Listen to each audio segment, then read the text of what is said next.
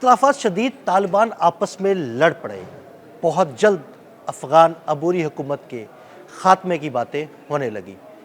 क्या मामला है? आमिर रज़ा मेरे साथ मौजूद हैं, उनसे बात करते हैं। आमिर भाई, कुछ अर्सा पहले आपने ये प्रेडिक्शन की थी कि वो आपस में लड़ पड़ेंगे, वो वही हुआ, वो आपस में लड़ पड़े हैं और अफ़गान अबूरी हुकूमत के तब्दील होने की बातें भी आ रही हैं और ये कहा जा रहा है कि बहुत जल्द ये हुकूमत ख़त्म हो जाएगी। अच्छा, ये बात जब हम कर रहे थे तो उस वक्त शायद इंटरनेशनल मीडिया जो था वो डिफरेंट स्टोरीज चला रहा था, लेकिन मैं ये कह रहा था कि कंधार ग्रुप और काबल ग्रुप, कंधारी और काबली, हमने आपको याद होगा बिल्कुल मैंने ऐसे टर्म ही। दी थी कंधारी नार की तरह। मैंने कहा था कंधारी ग्रुप और काबली ग्रुप जो है, और वैसे काबली पूंड होते हैं वो बिर जिसको बोलते हैं। अच्छा, ये आपस में जो है ये टकराने वाले हैं और ये टकराव जो है शदीद हो जाएगा। एक ऑडियो लीक होती है और इस ऑडियो के अंदर जो इस वक्त सुप्रीम कमांडर हैं हैबतुल्लाह अखवंदज़ादा, वो ये कहते पाए गए हैं कि मामलात जो हैं वो हुकूमत को गिराने के लिए किए जा रहे हैं। देखें, सबसे पहले हैबतुल्लाह अखवंदज़ादा ने क्या किया, उन्होंने ख़ुद को उठाया और कंधार में जाके शिफ्ट हो गए। यानी वो काबुल से कंधार चले गए। वो ना सिर्फ कंधार चले गए बल्कि उन्होंने काबल में मौजूद वज़रा से मिलने से भी इनकार कर दिया। सही। और उनसे मिलने के लिए जब भी टाइम मांगा गया तो उन्होंने इस बात से इनकार किया कि वो किसी से मिलना चाहते हैं। वो कहते हैं कि अपने अमाल का, ये उस ऑडियो के वाले से बता रहा हूँ, अपने अमाल का मैं ख़ुद ज़िम्मेदार हूँ, तो मैं किसी से नहीं मिलूँगा। अब सही। ये एक तरह की नाराज़गी थी जो उन्होंने शो की, लेकिन उसके साथ साथ उन्होंने दो काम और किए।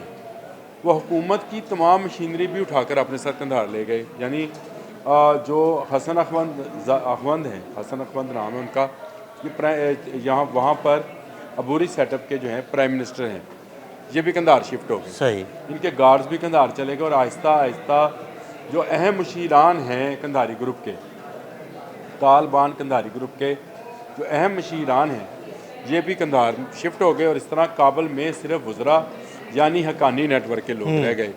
अब ये लोग जो थे, इन्होंने जद्दोजहद शुरू की और इनके ही एक नायब वज़ीर ने एक मजमे के अंदर ये बात कही कि हमने 2 करोड़ लोगों को दूर कर दिया है हुकूमत से। तो इसका मतलब ये है कि अफ़गानिस्तान कैसे तरक्की करेगा। इसका मतलब ज़रा समझें, 2 करोड़ से मतलब उसका ख़वातीन थी। सिराजुद्दीन हक्कानी जो हैं, जो कि इस वक्त इंटीरियर मिनिस्टर हैं, जो कि हक्कानी नेटवर्क को इस वक्त लीड कर रहे हैं, ये ख़वातीन के हकूक़ के लिए बात कर रहे हैं। इनका एजुकेशन मिनिस्टर जो है वो भी ये बात कह रहा है कि तलीम से ख़वातीन को कैसे दूर रखा जाए। सिराजुद्दीन हक्कानी वो शख्स है जिस पर अमेरिका ने 10 मिलियन यानी $1 करोड़ इनाम रखा हुआ था। अचानक से ये इनाम ख़त्म हो गया। यानी उसके सर की कीमत थी, इश्तिहार थे, अखबारात में बाकी जगहों पर मौजूद हैं, आज भी हैं। इसका सर लेके आए और एक में $10 मिलियन जो है सही कमाएँ। अब मुझे ये बताएं कि जिसके सर की कीमत $10 मिलियन थी, वो अचानक कैसे जो है उसको उसमें से निकाल दिया गया और उसकी इनामी रकम ख़त्म कर दी गई। तो ये वो तमाम इशारे थे जिसकी बुनियाद पर मैं कह रहा था कि दूरियां बढ़ती चली जा रही हैं कंधार और काबल में, और ये दूरी जंग तक चली जाएगी।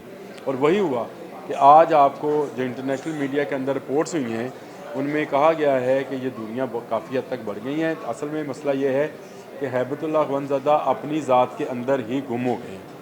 ये शिद्दत पसंद हैं।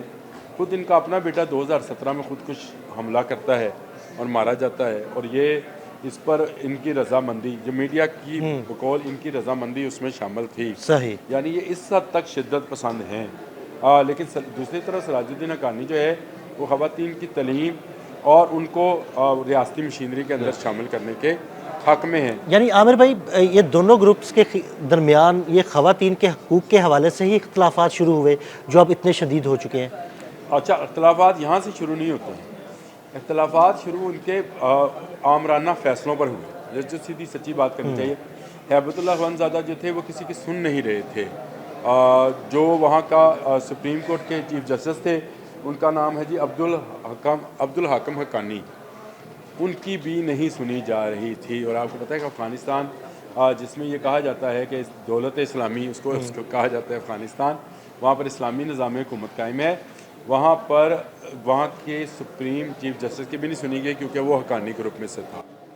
यानी ये वो है। कोई भी फैसला करे, वो फैसला शरीयत के मुताबिक हो। बात शरीयत की बात करते हैं, शरीयत के मुताबिक हो, लेकिन वो मानते नहीं है। मैं आपको इससे अगली बात भी बताता हूँ, वो भी बड़ी ज़रूरी है। एक हैं इनके निज़ाम मोहम्मद नदीम, उन्होंने हक्कानियों के एक मस्जिद में ये ख़िताब किया कि इस्लामी हुकूमत में कोई दूसरा बंदा जो है वो नहीं होता, एक अमीर होता है और उसके फ़ैसले की सबको तईद करनी होती सही। है। अच्छा, ये एक खुला मैसेज था कि जो खैबतुल्लाह अखवंज़ादा जो कि सुप्रीम कमांडर हैं तालिबान के, फ़ैसला करेंगे, वो स्याह करे, उसको सफ़ेद करे, आप गलत करे, उसको ठीक आप करे, हाँ पहुँच गए मतलब ये तो गलत कि बात है ना। हक्कानीस को उस पर आपको मनोअन अमल करना है, आप उसमें ची और चरा नहीं कर सकते हैं। अब आप कहें कि ये ख़वातीन वाला मामला था, तो मैं समझता हूँ नहीं, ये आमराना सोच का मामला है कि वहाँ पर मशावरत है ही नहीं, यानी कोई मजलिस शूरा तरतीब ही नहीं दी गई। और कंधार में बैठा जो सुप्रीम कमांडर है वो काबल के वज़रा से मुलाकात भी नहीं करना चाहता। इसमें शिद्दत कहाँ से आई? शिद्दत ख़वातीन वाला मामला चल रहा था, ये बातें हो रही थी कि जो हैं ख़वातीन को भी हिस्सा बनाया जाए गवर्नमेंट्स का, चलता रहता। असल मसला बना टेली कम्युनिकेशन की बंदिश का। खैबतुल्लाह अखवंज़ादा ने यह किया कि उन्होंने कंधार के लिए तमाम का तमाम नेटवर्क बंद कर दिया, यानी वो इंटरनेट जिससे पूरी दुनिया के साथ राब्ते में जाया जा सकता है, पहले मरहले में उन्होंने कंधार में बंद किया, जिस पर काबल ग्रुप जो है या काबली ग्रुप जो है इसने कोई रिजल्टमेंट नहीं दिखाई। ये मामला कुछ महीने चला, तो उसके बाद हैबतुल्लाह अखवंज़ादा ने पूरे अफ़गानिस्तान के लिए ही इंटरनेट को हराम करार दे दिया। और यहाँ तक मामला पहुँच गया कि वज़रा को बयानात पढ़ कर सुनाए जाते थे, नेट के ज़रिए नहीं भिजवाए जाते। यानी आप ज़रा सोचें कि हैबतुल्लाह अखवंज़ादा की सोच जो है अफ़गानिस्तान को कहाँ लेकर जा रही है। एक अमीर होगा, वो जब जो चाहेगा जो वो बयान दे दे, वो उसका एक तरह से समझे आपके वो अल्हामी बयान हो गया, पत्थर पे लीक तीर हो गया। और दूसरा वो कि इंटरनेट बंद कर दिए ताकि पूरे अफ़गानिस्तान का दुनिया भर से राब्ता जो है वो ख़त्म हो जाए। असल में उन्होंने ये किया, उनके आपको याद होगा, अगर 2 माह पहले हमने इकट्ठे बात की थी, जब फ़्लाइट ऑपरेशन बंद हो गया था बिल्कुल अफ़गानिस्तान के ऐसे ही, अंदर बिल्कुल इंटरनेट ऐसे ही, बंद होने हाँ जी से, ऐसे ही। ये वो उस वक्त जाल लगाया जा रहा था जिससे कि अखवंज़ादा जो थे वो पूरे अफ़गानिस्तान को ही मफलूज करना चाह रहे थे। देखिए, जब आपके बाहर की दुनिया का मौक़िफ़ भी सुनना होगा, तो आपके मौक़िफ़ में तब्दीली आ सकती है। तो एक डिक्टेटर के लिए ये बड़ा ज़रूरी होता है कि वो लोगों के कान, नाक, आँखें सब बंद रखे, ताकि वो एक पुतली की तरह, एक रोबोट की तरह जो हुक्म दे उस पर मनोआन अमल किया जाए। इस पर इख्तलाफात शिद्दत अब अख्तियार कर गए हैं। और अफ़गानिस्तान के अंदर आपको पता है जिस तरह से बाकी गिरोह जो हैं वो मुश्तरका तालिबान के ख़िलाफ़ बरसरे पैकार थे, लेकिन अब कंधारी और काबली गिरोह जो हैं ये भी आमने सामने आ गए हैं। और ये अगर जंग हुई तो ये इस हुकूमत का ख़ात्मा होगा, जो कि वैसे होना है, बिल्कुल क्योंकि ऐसे ये ही। लिखा जा चुका हुआ है। ये इस तरह से नहीं है। जो सराजुद्दीन हक्कानी है, इंटीरियर मिनिस्टर हैं, और उनका बहुत सारी चीज़ों पर बहुत कंट्रोल है। उनको अमेरिका ने अपनी उस लिस्ट से बाहर निकाल दिया हुआ है, जिस लिस्ट के मुताबिक उन पर इनामी रकम मुकर्रर थी, और उनके लोगों को भी निकाला जा रहा है। इसका मतलब ये है कि अफ़गानिस्तान के अंदर, आपने बिल्कुल सही कहा, हम ईरान वाले मामले में थे, अफ़गानिस्तान में भी मामला जो हैं आहिस्ता आहिस्ता हीटअप हो रहे हैं, बिल्कुल लेकिन ऐसे ये ही। अफ़गानिस्तान का अंदरूनी मामला है। इन दोनों का, कंधारियों का और काबलियों का, इनका असल मामला अब बगराम एयरपोर्ट पर आना है। इस बात को आज लिख लीजिए, क्योंकि काबली जो हैं वो बगराम एयरबेस अमेरिकन को देने के हमायती निकलेंगे। सही। मैंने ये हज़ किया है, क्योंकि अमेरिका ने जो इनामी रकम, सर की इनामी रकम ख़त्म की है और बाकियों को भी इस लिस्ट में से निकाला जा रहा है, तो इसका मतलब ये है कि कहीं ना कहीं हकानियों में अमेरिका के लिए सॉफ्ट कॉर्नर मौजूद है। और अमेरिका को इस वक्त अशद ज़रूरत है कि वो बगराम एयरबेस पर, क्योंकि उसको मिडल ईस्ट में जो इस वक्त सुबकी का सामना करना पड़ा कि तमाम ममालिक ने ईरान के ख़िलाफ़ ना देने की कोशिश की, उसको कहा कि हमारी एयरबेस को इस्तेमाल ना करें, या हमारा है फ़्लाइट ऑपरेशन का, उस सिस्टम को ख़राब ना करें। उस पर उसके बाद उसके लिए ज़रूरी है कि उसको ईरान के इर्द गिर्द एक ऐसी एयरबेस चाहिए, जंगी एयरबेस, और वो बगराम है। मैं ये समझता हूँ ये जो मामला उठाया जा रहा है, मगरबी मीडिया इसको उठा रहा है कि कोई ऑडियो लीक हुई है खैबतुल्लाह अखवंज़ादा की, और हुकूमत को कोई ख़तरा है और काबल से कंधार शिफ्ट कर दी गई है तमाम के तमाम।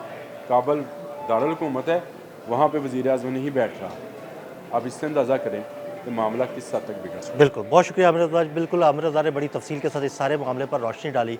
अदील अहमद और आमिर रज़ा को इजाज़त दीजिएगा। अल्लाह हाफ़िज़।